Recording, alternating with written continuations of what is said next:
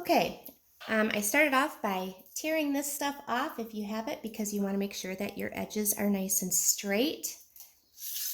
And with your ruler, you're going to begin by making a frame around.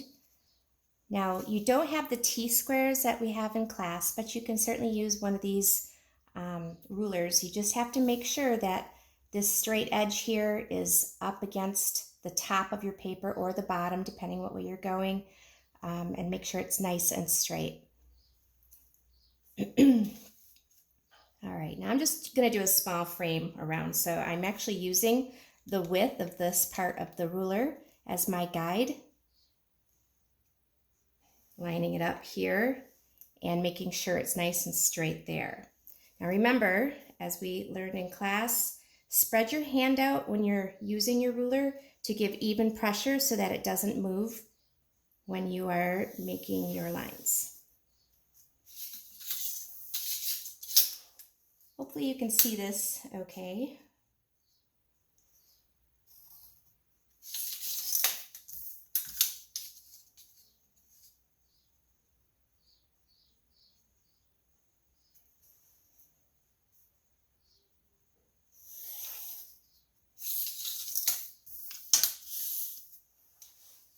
Now I am going to Sharpie the sides, so it doesn't really matter if your lines intersect because it will be covered up. Sorry, this is a little awkward trying to look at a video while doing this. All right.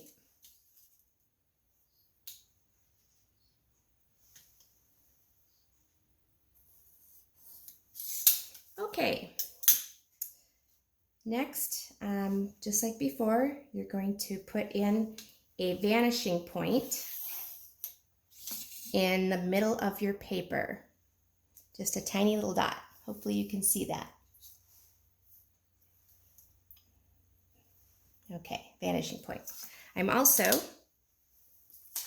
just like in this picture, I'm going to put a line for my tabletop. Now, it can go down further. It doesn't have to be equal with where your vanishing point is. We just need your vanishing point for creating the lines. So decide how deep that you want your tabletop or blanket or whatever it is you're making.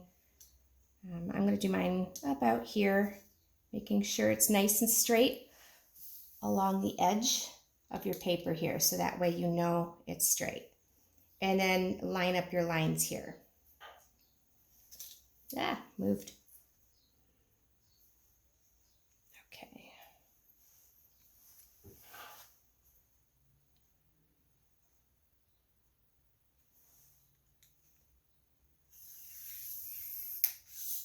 Okay. Now we're going to start by making our grid pattern, our checkers. Always make sure that your ruler is on that vanishing point, just like we've been doing. I'm going to start by, I think I'll go straight down first, because anything that is under that vanishing point is going to always be straight up and down. Okay, now I'm going to decide how wide I want my checkers. I think I'm going to make these a little bit smaller than the other picture. So making sure that my ruler is on the vanishing point again. I am drawing my lines that way.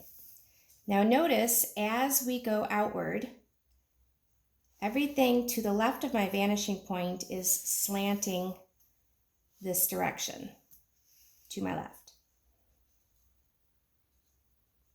Now if I wanted to be really picky, I could measure each point along here so that they're perfectly even.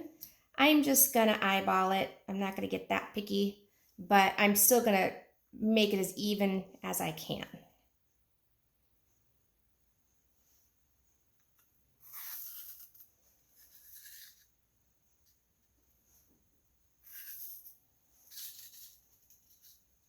Now I'm drawing rather dark here. I'm pushing pretty hard with my pencil because I'm hoping that you can see it well on the screen.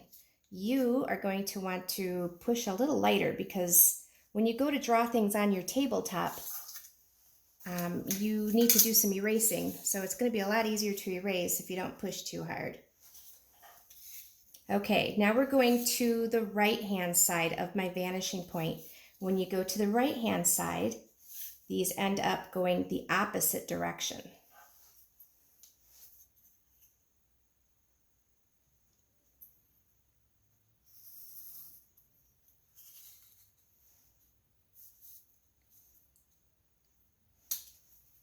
Sorry, I'm holding this so awkwardly. I'm trying to do this so that you can see where I'm putting my lines. Normally, I would probably use this side of the ruler because it's a little more comfortable, but I want to make sure you can see what I'm doing here, so it's a little awkward.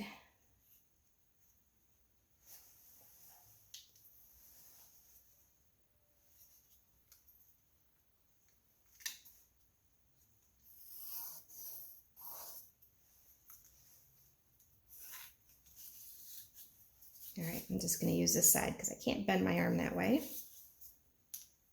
Put a little dot there so I know where to go.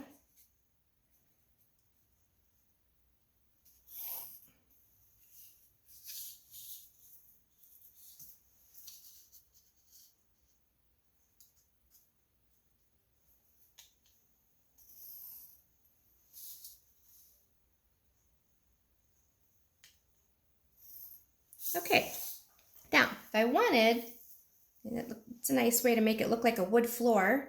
So I guess I'll leave it up to you if you want to do something with stripes, as long as we're using the perspective that we've learned in class, okay? All right, now I'm creating checkers because I like it. Making sure my ruler is nice and straight along that edge there.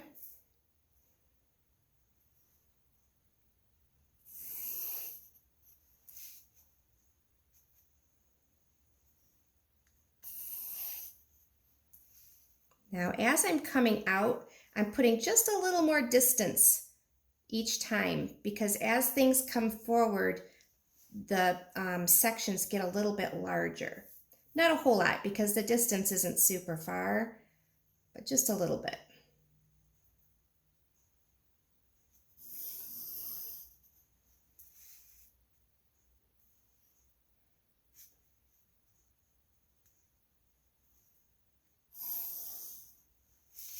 Okay, and leave it just like that. All right, now the next thing you're going to do is you are going to decide what it is you want to have on your table, your floor, whatever it is that this is. So if I wanted, maybe I would draw a fruit bowl, whatever. Let's see how creative you can get with what's on here. So if it was a wood floor, maybe it would be an up-close pair of shoes, whatever you can think of, okay? I'm not going to go ahead and draw that because it takes too much time. Therefore, I'm going to go to this picture, already completed picture. Remember, we want to see pattern everywhere that you can put pattern, okay? So if you have a pair of tennis shoes you do or something like that, you could put polka dots or stripes or zigzags, whatever you want on those items. So make them a little funky and fun. Also colorful. Now, since most likely you have the Crayola type of markers at home, one of the things that I want to suggest is when you're coloring, that you color kind of in one direction. Don't overlap too much. I'm just going to do a little square for you here. Outline your area first because it gives you nice clean edges. Okay, and then take your time. I go in slightly circular motions when I use my Crayola markers because they tend to be quite streaky and you can see the directional lines if you're just going up and down. So by going around and around when you're coloring, it hides those directional lines and it looks much neater. Okay. All right. The other thing is with your Sharpie, you're going to color in your frame with black. you're also going to outline everything with black. Now, if you prefer, you can outline everything first. That's why I like Sharpies, number one.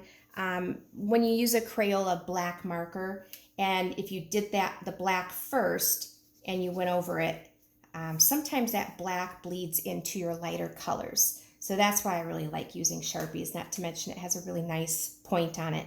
But if for some reason you don't have a Sharpie, you can certainly use your black marker. Just make sure you do your black marker last, okay? All right, that is it, and I'm looking forward to seeing what you produce. If you get your assignment done, feel free to email me the picture, and I can put it in the grade book. No need to bring it into class when we get back together. So, all right, stay safe and stay healthy.